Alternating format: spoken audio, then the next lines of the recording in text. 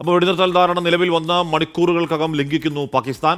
Pak drone ആക്രമണത്തിൽ ഒരു സൈനികന് വീരമൃത്യു സംഭവിച്ചു. പാക് നടപടി അപലപിച്ച ഇന്ത്യ ആവശ്യമെങ്കിൽ തിരിച്ചടിക്കാൻ സേനകൾക്ക് നിർദ്ദേശം നൽകി. For the last few hours, there have been repeated violations of the understanding arrived at earlier this evening between the Directors General of Military Operations of India and Pakistan. This is a breach of the understanding arrived at earlier today. The armed forces are giving an adequate and appropriate response to these violations, and we take very, very serious notice of these violations. We call upon Pakistan to take appropriate steps to address these violations and deal with the situation with seriousness and responsibility.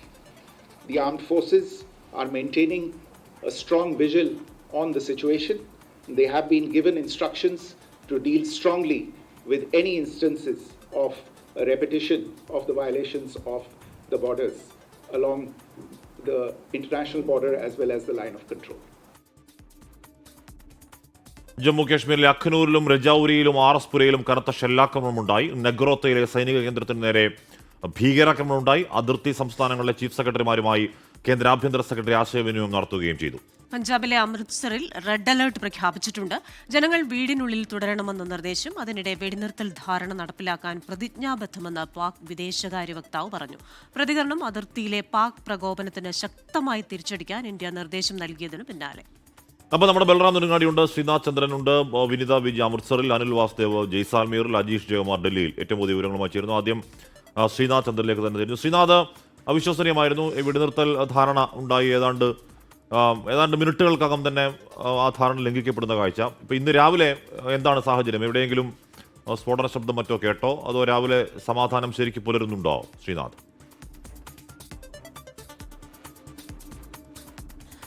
Hashmi, ഞാനിപ്പോൾ ഉള്ളത് ജമ്മുവിലാണ്. ജമ്മുവിൽ ഇന്നലെ രാത്രി കാര്യമായ അനിഷ്ട സംഭവങ്ങളൊന്നും ഉണ്ടായില്ല. നമ്മൾ ഇന്നലെ വിമാനത്താവളത്തിൻ്റെയും വ്യോമകേന്ദ്രത്തിൻ്റെയും ഒക്കെ സമീപത്ത് ഉണ്ടായിരുന്നു. കഴിഞ്ഞ ദിവസങ്ങളിലൊക്കെ തന്നെ പാകിസ്ഥാൻ്റെ ഡ്രോണുകൾ പ്രധാനമായും ലക്ഷ്യമിട്ടത് ഈ വിമാനത്താവളവും ഈ എയർഫോഴ്സ് സ്റ്റേഷനും ഒക്കെ ആയിരുന്നു. പക്ഷേ അതൊക്കെ തന്നെ സൈന്യം വെടിവെച്ചിടുകയും അങ്ങനെ തകർന്നു വീണത് ചിലത് വീടുകൾക്ക് മുകളിലൊക്കെ വീണ് ചില വീടുകൾക്ക് കേടുപാടുകൾ സംഭവിച്ചതൊക്കെയാണ് കഴിഞ്ഞ ദിവസങ്ങളിലൊക്കെ അനുഭവം. പക്ഷേ ഇന്നലെ രാത്രി ആ തരത്തിലുള്ള ഏതെങ്കിലും ഡ്രോൺ ആക്രമണമോ മറ്റോ ഒന്നും ജമ്മുവിലേക്ക് ഇങ്ങോട്ട് എത്തിയിരുന്നില്ല. അതിർത്തി മേഖലയിൽ വന്നതൊക്കെ തന്നെ അവിടെ തന്നെ വെച്ച് തകർക്കാൻ സൈന്യത്തിന് കഴിഞ്ഞു. പിന്നെ കഴിഞ്ഞ ദിവസങ്ങളിൽ ഉണ്ടായിരുന്ന തരത്തിലുള്ള അത്രയേറെ ഡ്രോണുകൾ ഒരുമിച്ച് വരുന്ന സാഹചര്യം കഴിഞ്ഞ ദിവസം ഉണ്ടായിരുന്നില്ല. പക്ഷേ നേരത്തെ ഹാഷ്മി സൂചിപ്പിച്ച പോലെ അതിർത്തി മേഖലകളിൽ ആർഎസ്പുര അടക്കമുള്ള മേഖലകളിലൊക്കെ തന്നെ കനത്ത ഷെല്ലാക്രമണവും ഒക്കെ തന്നെ പാകിസ്ഥാന്റെ ഭാഗത്ത് നിന്ന് ഉണ്ടായതാണ്. ഇന്നലെ വൈകിട്ട് നമ്മൾ ഈ വെടിനിർത്തൽ കരാർ യാഥാർത്ഥ്യമായതിന് പിന്നാലെ ഇവിടെ ജമ്മുവിലെ ജനങ്ങളുടെ പ്രതികരണം നമ്മൾ തേടിയതാണ്. ലൈവായി തന്നെ ഹാഷ്മി അപ്പോൾ ഉണ്ടായിരുന്നു. അപ്പോൾ ആളുകൾ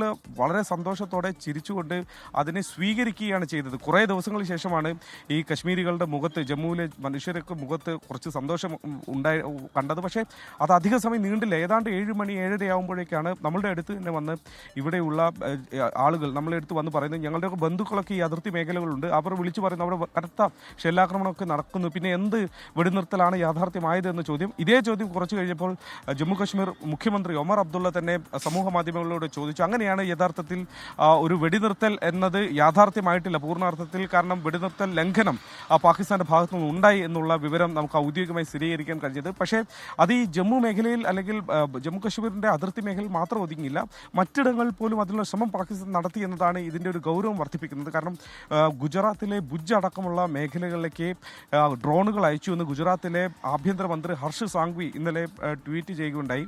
അതായത് ആ മേഖലകൾ പോലും, അതായത് അതിർത്തി മേഖലയിലെല്ലാം തന്നെ പാകിസ്ഥാൻ ഇത്തരത്തിലുള്ള ഒരു പ്രകോപനത്തിന് ശ്രമിച്ചു. ജയ്സാൽമീർ അടക്കമുള്ള രാജസ്ഥാന്റെ അതിർത്തി മേഖലകളിലും പെട്ടെന്ന് തന്നെ സ്ഥിതി സംഘർഷഭരിതമായി. എന്നാൽ പാകിസ്ഥാൻ ഇന്ത്യക്ക് നേരെ കാണിച്ച പ്രകോപനത്തിന് അതേപടി മറുപടി നൽകാൻ നമ്മുടെ സൈന്യത്തിന് അതിർത്തി മേഖലയിൽ കഴിഞ്ഞു. BSFന് ഒരു ഫ്രീ ഹാൻഡ് ഈ കാര്യത്തിൽ തിരിച്ചടി ഏത് വിധേനയും അവർ അർഹിക്കുന്ന തരത്തിൽ കൊടുത്തോളാനുള്ള ഫ്രീ ഹാൻഡ് അതിനിടെ കേന്ദ്ര സർക്കാർ നൽകുകയും പിന്നീട് രാത്രിയോടെ വിദേശകാര്യ മന്ത്രാലയത്തിന്റെ വാർത്താ സമ്മേളനം നടന്നു. പാകിസ്ഥാന് കർശനമായ മുന്നറിയിപ്പ് ആ ആ വാർത്താ സമ്മേളനത്തിൽ ഉണ്ടായിരുന്നു. പെട്ടെന്ന് തന്നെ ഒരു നടപടി ഇതിലെടുക്കണം എന്ന് വിദേശകാര്യ മന്ത്രാലയം ആവശ്യപ്പെടുകയും ചെയ്തിട്ടുണ്ട്. പക്ഷേ പിന്നീട് പാകിസ്ഥാന്റെ പ്രധാനമന്ത്രി അവരുടെ രാജ്യത്തെ അഭിസംബോധന ചെയ്ത് സംസാരിച്ചപ്പോൾ ഈ രീതിയിലൊന്നും അല്ല അവർ സംസാരിച്ചത്. അവരുടെ എന്തോ വലിയ വിജയം നേടി എന്ന മട്ടിലുള്ള ചില പ്രതികരണങ്ങൾ ഈ സീസ് ഫയറുമായി ബന്ധപ്പെട്ട് അദ്ദേഹം നടത്തുകയുണ്ട്. ഏതായാലും ഇന്നിപ്പോൾ രാവിലെ തിരക്ക് പിടിച്ച ചർച്ചകൾ ദില്ലി അടക്കം കേന്ദ്രീകരിച്ച് നടക്കുന്നുണ്ട്. ഇന്നിപ്പോൾ രാവിലെ കാര്യമായ നിഷ്ഠ സംഭവങ്ങൾ എവിടെയും റിപ്പോർട്ട് ചെയ്യില്ല. നഗ്രോത്തയിൽ ഇന്നലെ ഉണ്ടായ ആക്രമണത്തിന് അതീവ ഗൗരവ സ്വഭാവം ഉണ്ട്. അവിടെ ആർമി ബേസിന് നേരെയാണ് ആക്രമണം ഉണ്ടായിട്ടുള്ളത്. അതിന് അങ്ങനെ നുഴഞ്ഞു കയറാൻ ശ്രമിച്ച ആളുകൾക്ക് വേണ്ടിയുള്ള തിരച്ചിൽ ഇപ്പോഴും നടത്തുന്നുണ്ട്. സൈനിക വേഷത്തിലാണ് ഇവർ എത്തിയത് എന്നൊരു സൂചന ലഭിക്കുന്നുണ്ട്. ഒരു ജവാന് ഈ ആക്രമണത്തിൽ പരിക്കേൽക്കുകയും ചെയ്തിട്ടുണ്ട്. അതുകൊണ്ട് നഗ്രോത്തയിൽ ഇന്നലെ ഉണ്ടായതിന് കുറച്ചുകൂടി ഒരു ഗൗരവ സ്വഭാവം ഉണ്ട് എന്ന് തന്നെയാണ് നമുക്ക് മനസ്സിലാക്കാൻ വേണ്ടി കഴിയുന്നത്. അതിനപ്പുറത്തേക്ക് ഇന്നിപ്പോൾ രാവിലെ ജമ്മു കാശ്മീരിൽ ഉടനീളം സ്ഥിതി ശാന്തമാണ്. ഹാഷ്മി, അപ്പോൾ ശ്രീനാഥ് ചന്ദ്രനാണ് ജമ്മുവിൽ നിന്ന് വിശദാംശങ്ങൾ നൽകിയത്. ഇനി നമുക്ക് പോകേണ്ടത് വിനീത വിജിയിലേക്കാണ്. അമൃത്സറിലാണ് വിനീത വിജി ഉള്ളത്. വിനീത, ഈ സമാധാനത്തിന്റെ ഒരു പുലരി ആഗ്രഹിച്ചിരിക്കുന്ന ജനങ്ങൾ, ആ അതിർത്തിയിൽ മുഴുവനുള്ള ജനങ്ങൾ, അതായത് ഷെല്ലാക്രമണം ഇല്ലാത്ത അവനവന്റെ വീട്ടിൽ സുരക്ഷിതമായി ലൈറ്റൊക്കെ തെളിയിച്ച് കഴിയാവുന്ന ഒരു ദിവസത്തിന് വേണ്ടി അവരിങ്ങനെ വെയിറ്റ് ചെയ്യുകയായിരുന്നു. അപ്പോഴായിരുന്നു ഇന്നലെ ഈ വെടിനിർത്തൽ ധാരണ ഉണ്ടാകുന്നത്. പക്ഷേ ഇന്ന് പുലർച്ചെയും അമൃത്സറിൽ റെഡ് അലേർട്ട് ഉണ്ട്, സൈറൺ മുഴങ്ങി എന്നുള്ള വാർത്തകളൊക്കെ വരുന്നുണ്ടല്ലോ. ഇതൊരു സാധാരണ നടപടിക്രമമാണോ? അതായത് ഒരു മുൻകരുതൽ എന്ന നിലയിലാണോ? അവിടെ ഭയപ്പെടുത്തേണ്ടതായ കാര്യങ്ങളൊന്നും ഇല്ലല്ലോ, അല്ലേ?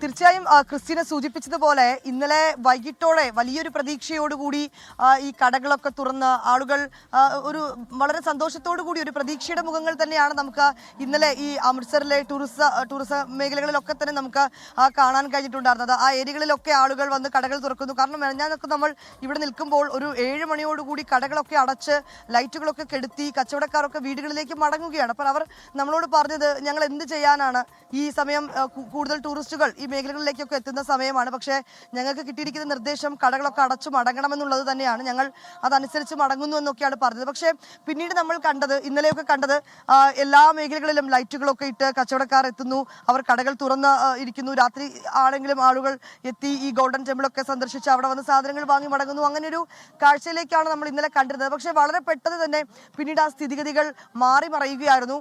അമൃത്സറിൽ സൈറൺ മുഴങ്ങുന്നു. ഒപ്പം തന്നെ പിന്നീട് നമുക്ക് കാണാൻ കഴിയുന്ന അവരുടെ ഒരു നിർദ്ദേശം വന്നിരിക്കുന്നു, ആളുകൾ ജാഗ്രത പാലിക്കണം, വീടുകളിൽ തന്നെ തുടരണമെന്നൊരു നിർദ്ദേശം വന്നിരിക്കുന്നു. അപ്പം പിന്നീട് ലഭ്യമായിട്ടുള്ള വിവരം, അമൃത്സർ കേന്ദ്രീകരിച്ചുകൊണ്ട് ഏതാണ്ട് 10ഓളം ഡ്രോണുകൾ കണ്ടതായ ഒരു റിപ്പോർട്ട് വന്നിട്ടുണ്ടായിരുന്നു.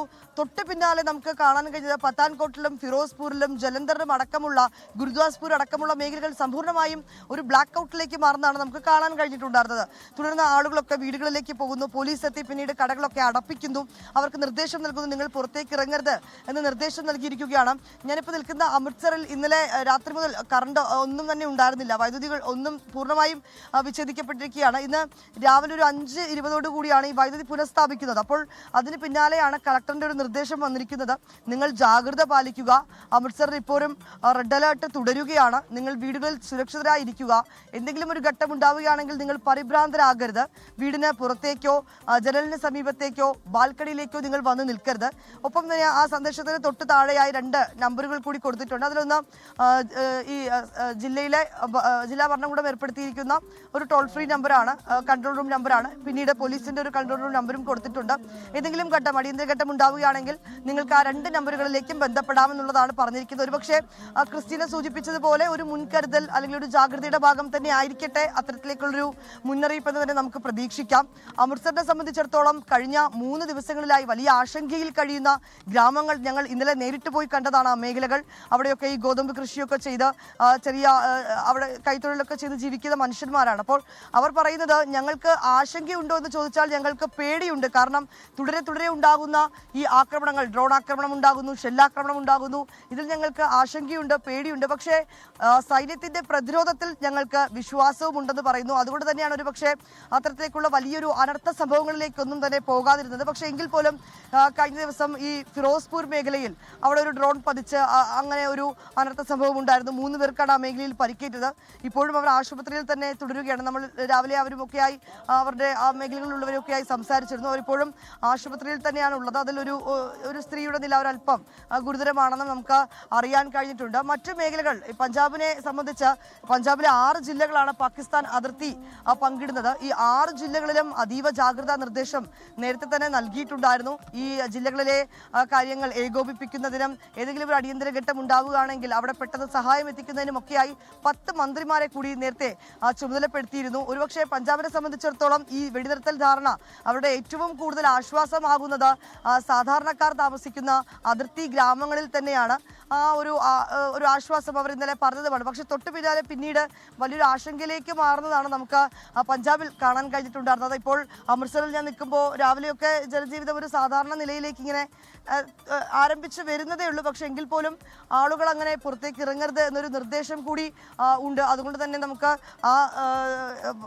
അത് കൃത്യമായി ആളുകൾ പാലിക്കുന്നുണ്ട്, അത് കൃത്യമായി ഉറപ്പാക്കുന്നു എന്നൊക്കെ അറിയുന്നതിന് വേണ്ടിയിട്ട് പോലീസും ഒക്കെ ഇവിടെ എത്തിയിട്ടുണ്ട്. അവർക്ക് കൃത്യമായിട്ടുള്ള നിർദ്ദേശങ്ങൾ പോലീസൊക്കെ നൽകുകയും ചെയ്യുന്നുണ്ട്.